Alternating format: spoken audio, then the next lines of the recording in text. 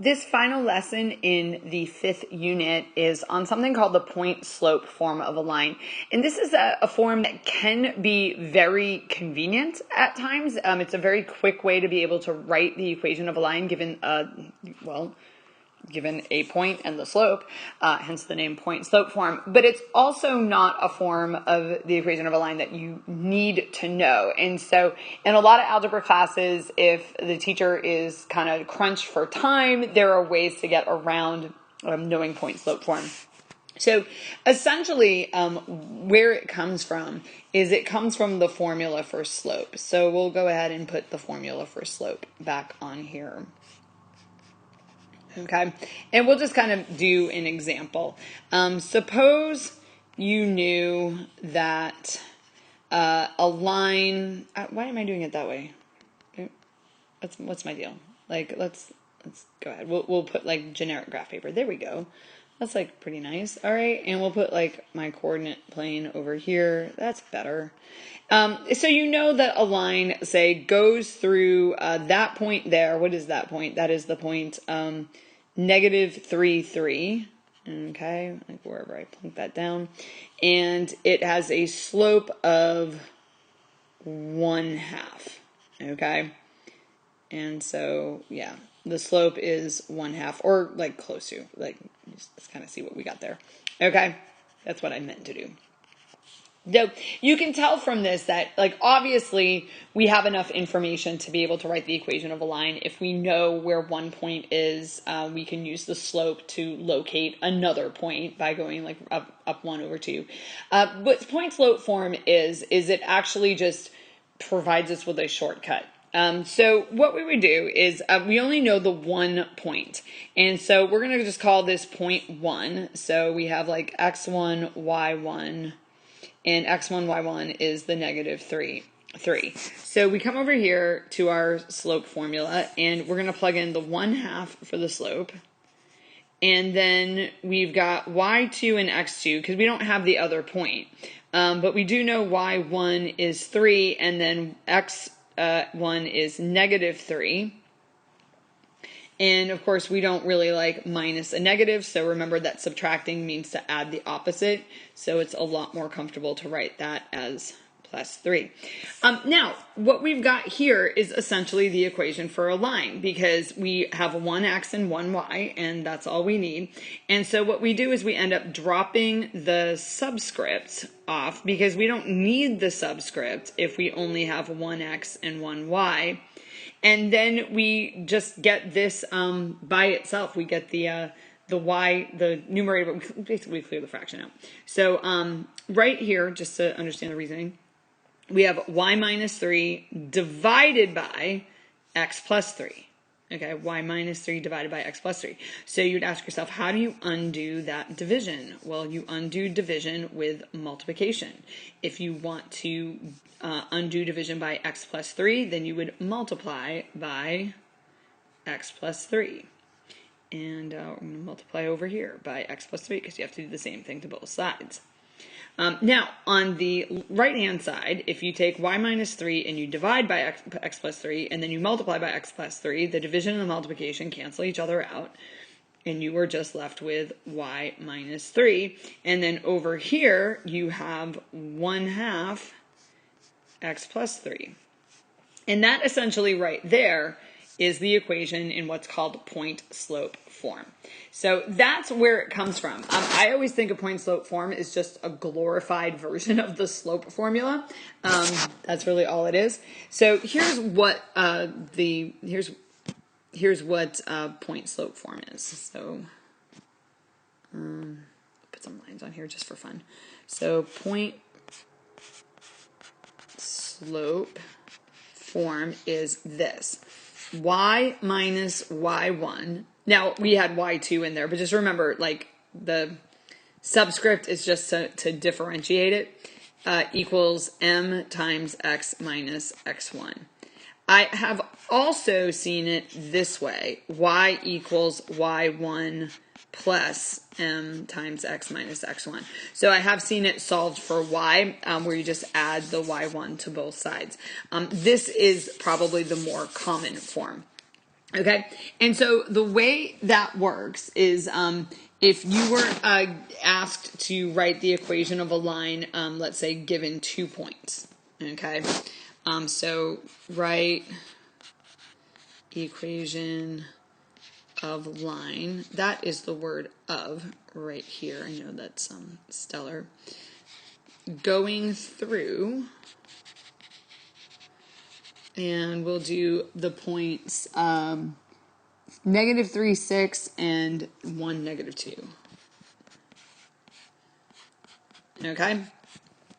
So we know that to write the equation for a line, we need to have the slope. And so we would start this off by finding the slope, and we'll go ahead and y2 minus y1. Sorry about that, that's really messy. And so it doesn't matter which way I pick this, so I guess we'll do x1, y1, x2, y2.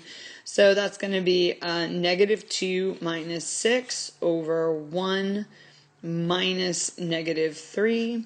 So that is -8 over 1 plus 3. So -8 over 4 or -2. Now, here's where point slope form comes in handy. So you could do what we did in an earlier lesson and borrow one of the x's and one of the y's and plug it into slope intercept form. And that's how I teach it to my algebra students. I don't always go through point slope form, but point slope form allows you to actually do it a little bit faster, where you would just pick either of those points and use them as your x1, y1. So we'll go ahead and do the y1. So that would be y minus 6 equals -2x minus, and then of course we have minus that -3 again, which will be plus 3. And now you're done. So you don't have to go through the process of substituting and then rewriting. Now, what you can do though is a lot of times you will be asked to take this and put it into slope intercept form. And so if you distribute the -2, so what I did there was I did -2 times x gave me -2x, and then -2 times 3 gave me -6, and then add 6 to both sides. Okay, I end up with y equals -2x. Buddy, can you move? Okay. All right. I have a creature on my textbook that I'm using here. Okay. Now remember that the assignment of these subscripts is arbitrary. It doesn't matter which point is point 1 or point 2. So I went with x1, y1 just to make it match up, but I could have just as easily have made this x1 and y1. So let's just go ahead and see what that looks like and just verify that it doesn't matter which point you pick. So in this one, y1 would be the -2, so we'd be doing minus -2, and then the slope was -2, and what are we subtracting? 1. And of course this is plus 2. Okay, so this would give you this equation, and you might think, well, that's a totally different equation. Well, is it a totally different equation? So this is the point slope form, but when we put it into slope intercept form, we got y equals -2x. So let's see what happens here. We have y plus 2, and then we'll go ahead and distribute this. So this gives us -2x plus 2, subtract 2 from both sides, and what you should notice is that we actually end up in the same place. So even though the slope intercept form or point slope forms were different, when we went to put it into slope intercept form, we ended up at the same place. And for that reason, a lot of teachers will actually, even if you're using point slope form, they will require you on a test to put it into slope intercept form. And the reason they require that is so that everyone in the class is arriving at the same spot and they don't have to, go through like an answer key that has like different things on it. All right, let's do one more of this. So suppose you have a slope of -1/2, and it goes through, your line goes through 2, 3. So we have our slope intercept, I keep saying slope intercept because that's what I'm used to saying, point slope form. And so we have y1, which in this case would be the 3. Our slope is negative 1/2. And then we have x minus x1, which in this case is 2. And technically, if all you're asked to do is to write the equation of a line, you are done. That is all you would need to do. You always have to follow the directions, though, because a lot of times it'll say write the equation in a specific form. Okay, so this is your equation in point slope form. Then you might move on. Okay, and we'll distribute, so negative 1/2 x times, negative 1/2 times x is negative 1/2 x, and then negative 1/2 times negative 2, well, a negative times a negative is a positive, and then 1/2 times 2 is 1, and so you end up with a 1, and then we'll add 3 to both sides, and so we get y equals negative 1/2 x plus 4. Okay, that is your slope intercept form, but you could keep going. Okay, so you have your slope intercept form, which is negative 1/2 x plus 4, and then somebody might say, well, put it in standard form, which is what we covered in the last lesson. So we want to clear that fraction out. The denominator there is a 2, so I'm going to multiply everything by 2, multiply both sides, and so we get 2y. Negative 1/2 times 2, well, the 2's cancel out, leaving us with negative 1x. And then 2 times 4 is 8. And then we'll add the 1x to both sides. So we end up with 1x plus 2y equals 8, or simply x plus 2y equals 8. And that is standard form. So what we pretty much have going on here is we have this like algebraic juggling around or shuffling of different terms to rewrite things in a different form. And each of the forms of a line like have a use. So standard form, we did some like word problems in the last lesson where it's just like the way the word problem is phrased, it just comes out in standard form. Slope intercept form is the best one for graphing, and point slope form is just a convenient way to write the equation of a line without having to go through that substitute and rewrite process. But again, like if you feel like you were doing okay with equations of lines until we got to this, you can go your whole life and not know how to do point slope form. In fact, I rarely ever use it because I'm just more comfortable working in other forms, and that's totally fine. All right, last thing before we get to some practice problems is just a recap of what we know about equations of lines. So we have the slope formula, okay? And you definitely want to have that memorized. Write it down, write it down, write it down, write it down again. Don't take a picture of it. Your phone's memory is not the same as your memory. There's your formula for slope. We've also covered vertical lines, okay? And vertical lines have an equation where x is equal to some number, and they have undefined slope.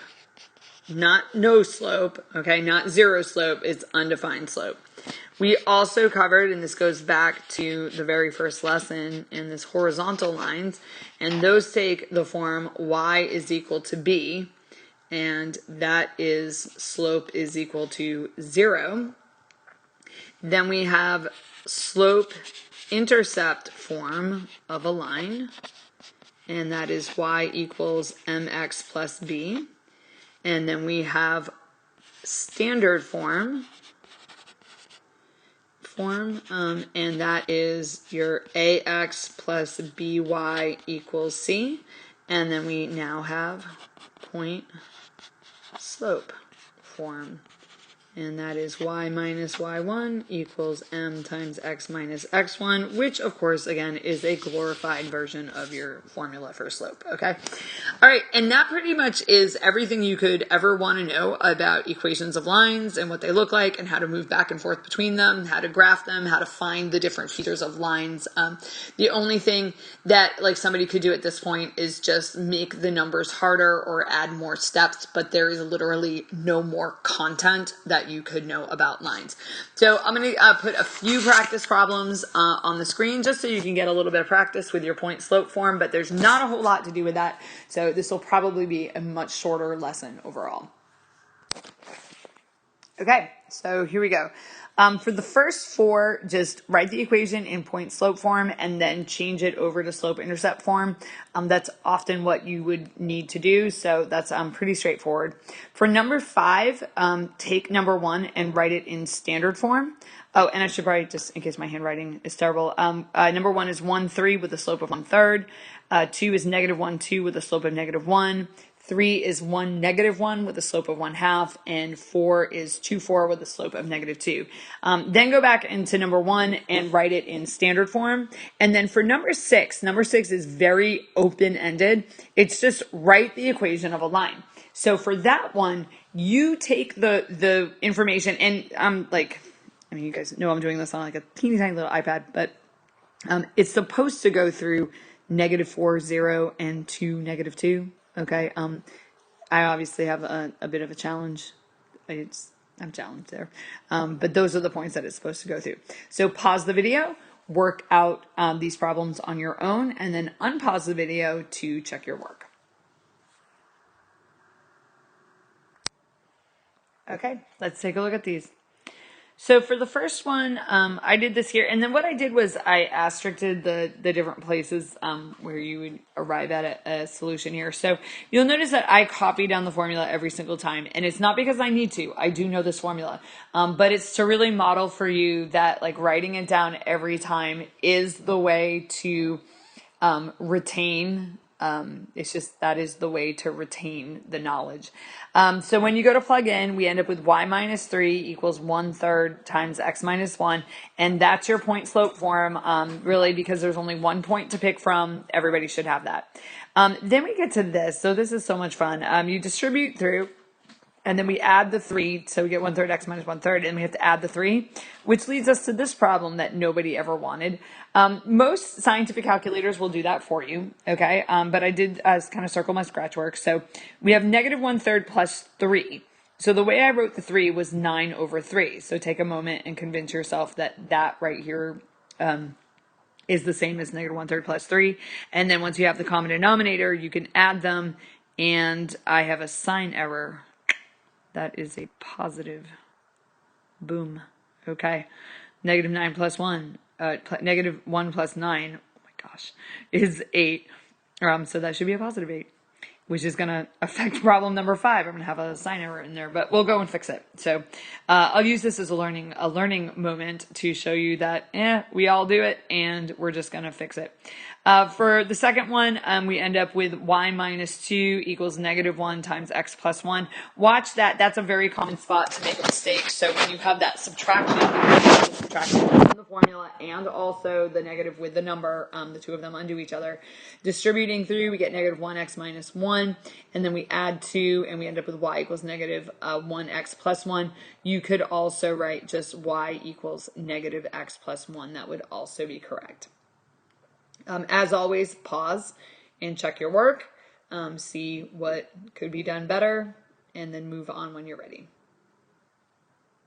Next one, we have the formula again, and we end up with y plus 1. Again, watch that negative equals 1/2 times x minus 1.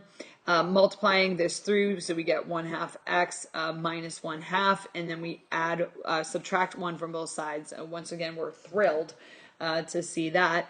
-1/2 minus 1, here's your scratch work. Instead of writing the 1 as just an integer, I wrote it as 2/2. So just notice that that is 2/2. And then -1 minus 2 would give you -3/2. And so your slope intercept form would be 1/2 x minus 3/2. And then for number 4, we have y minus 4 equals -2 times x minus 2. Distributing through gives us -2x plus 4. Then we'll add 4 to both sides. Over here on the right, 4 plus 4 is 8. And of course, those cancel out. And that wonky down there is y equals -2x plus 8. Okay. Now, this one is going to have a sign error in it because this should have been a plus. So this should be a plus right here. So just kind of watch what I do to fix it. And I'll fix it in a different color, okay, just so you can see what I'm doing. And I'm not going to make a huge deal of it. It's a sign error. It's just a positive and negative deal. So this should be a positive, which means when I multiply, this should be a positive here. It should be a positive 8, which means this should be a positive 8. And when I do this step down here where I multiply everything by a -1, it's going to make this 8 negative. Okay, so what I did to put this in standard form was I recognized I have that denominator of 3. I don't want it, so I'm going to clear the denominator out. I multiply everything by 3. So we have 3y, and then 3 times 1/3 is just 1, and 8/3 times 3 is just 8. The 3's cancel out. Okay, and then to get it in standard form, we need to get the x and the y on the same side. So I subtract 1x from both sides. So I have -1x plus 3y equals 8. That's fine unless you are taking a class where it's requiring that leading coefficient there to be a positive, in which case you're going to multiply everything by -1. So -1 times -1 is +1. -1 times +3 is -3, and -1 times what is now a +8 is now a -8. Okay, and just notice how I fixed the sign error. You don't want to make sign errors, but you are going to, because we all do. And so when you make one, you just kind of want to follow the sign error through. And if it causes a serious cascading kind of problem, you might want to redo the problem. If it's a high stakes test or something, it might be just worth it to take the hit on it, because it is what it is. Now, for this last one, many ways to do this. All the directions say is write the equation of a line. So you could have approached this so many different ways. You could have used the slope formula. You could have used point slope form, slope intercept form. There's just a lot of different ways. So you don't erase your work. You don't go back and redo it. Like, I just picked a way to do it. And the way I picked to do it was I picked to get the slope off of the graph. So I literally counted from one point to the other and was like, okay, I count down 2 and right 6. So slope is rise over run. So I have -2 over 6, which simplifies to -1/3. You can get that from the formula as well. Then I opted to use point slope form because I could, and it was there, and this is what the lesson was on, so I don't think we might as well do it. So we end up, and then I used the point -4, 0, which you might have used to -2, okay, and which is also fine. So this ends up being y minus 0 equals -1/3 x plus 4, and then y minus 0 is just y. And then I left it because I know that distribution is not going to come out really, really nice there. And there was nothing in the directions that said that I needed to do it. So I'm done. It's not wrong to do it, but I didn't have to, so I wasn't going to. So that wraps up our lesson on point slope form, and it actually wraps up everything we're going to do about writing equations of lines. And I will see you in the next unit where we're going to talk about inequalities.